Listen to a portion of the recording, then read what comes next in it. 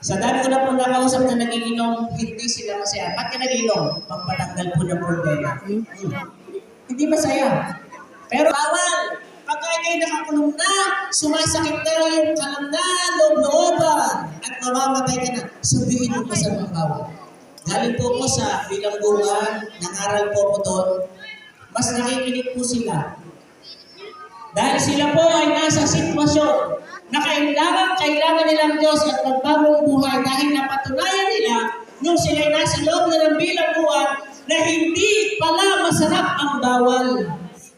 Temporary lang yan. Pero hindi yan magtatagal. Magkakaroon ka rin ng karamdaman. Mas masarap sa pakiramdam ang nagtatapat sa Panginoon. Subukan niyo ang Panginoon. Ang tagal niyo nang gumagawa ng mali, subukan naman natin gumawa ng tama. Kaya naman, ang mga pasakit na ito ay nagbibigay kalungkutan sa tao. Dahil hinahanap niya ang mali. Hinahanap niya ang hindi sa Panginoon. Kaya may nagtatanong sa akin, Pastor, ang buhay ba talaga ng tao ay ganito? Ipapanganak, maging baby, lalaki, mag-aaral, mag-aasawa, matanda, tapos hihiga sa ataon. At paikot-ikot na naman, parang walang saysay ang aking buhay. At para ba nga sa libutan ay umiikot na tinalikuran ako ng Panginoon Diyos. Diyan po kayo nagkakamali. Kaya gabi-gabi ay sumisigaw ang inyong lingkod. At ang tema ng akin po isinasabi at ang kanta na ating pong kinakatalagi ay tagumpay ng pag-ibig ng Diyos.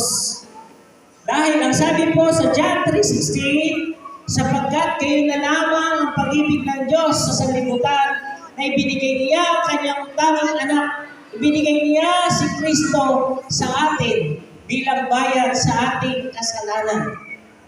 At ang sabi ko, upang ang sino man sa kanya'y sumampalataya ay huwag mapahamak, kundi magkaroon ng buhay na walang hanggan.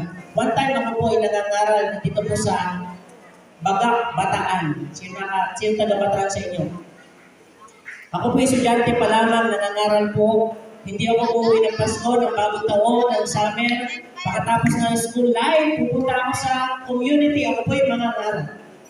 One time, dala ko po yung gitara na ngaral ko kung meron kasi may hawak siyang gitara. Sabi niya, so, tama na. Hindi ka titigil, hinabol po ako ng gitara. Mga kapatid, lasing. At alam ko pag lasing, mahinag tumakbo. Medyo mabilis naman ako tumakbo. Kaya ako po'y nakapunta sa barangay. Punta sa barangay, pinatagal-tagal na yung barangay. Eh wala sa kapitan, wala yung mga yung mga bantay. Kasi hapon, gabi pa sila nagbabantay. Huwag na kayong mga ngaral sa lugar na ito.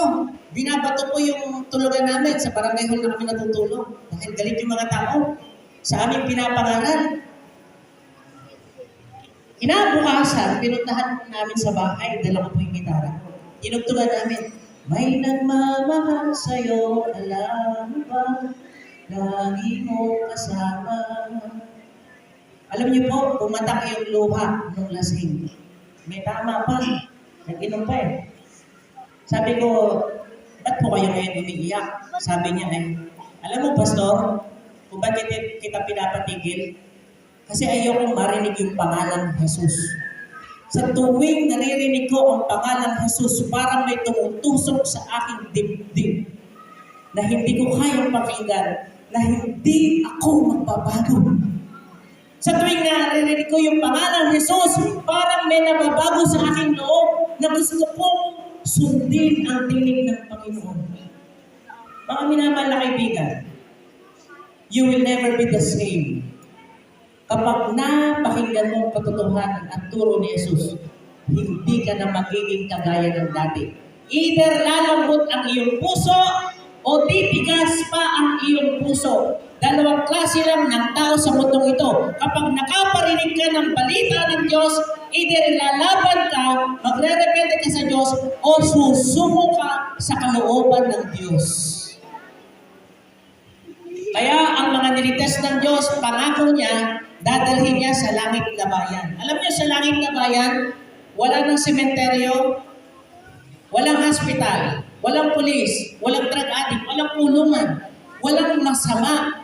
Panatag ang buhay natin. Yan ang pangako ng Diyos sa atin. Hindi niya tayo tinalikuran. Iniligtas tayo sa pagkakasala at umakyat ang Panginoong Hesus sa langit. Naghanda siya ng tahanan. Sabi niya, pagkatapos ko maghanda ng tahanan, John 14:1-3, ako'y muling babalik, susunduin ko kayo at dadalhin ko kayo doon. Ipapakilala ko kayo sa Ama. At doon ay magsasama-sama tayo. That is the promise of God. That's why we are a Seventh-day Adventist. Adventist means nag-aantay kami sa ikalawang pagbabalik ng ating Panginoong Hesus.